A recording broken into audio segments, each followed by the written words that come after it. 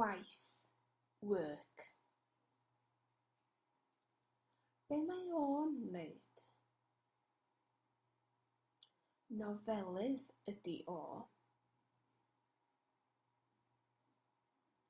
Be mae hi'n wneud?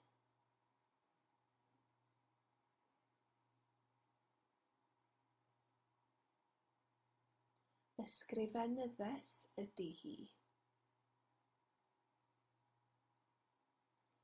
Be mae Rhys yn wneud? Gŵr tŷ ydy o. Tiwtor Cymraeg ydy o. Tiwtor Cymraeg ydy hi. Tiwtor Cymraeg ydy Rhys. Mae o wedi ymddeol.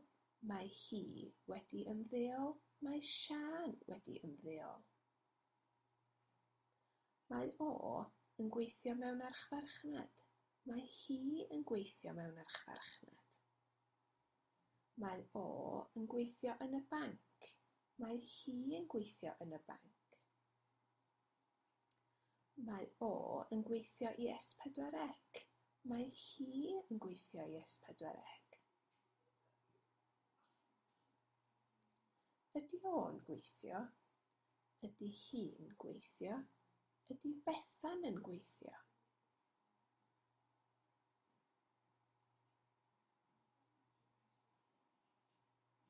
Ydy, mae o yn gweithio. Nac ydy, dydy hi ddim yn gweithio.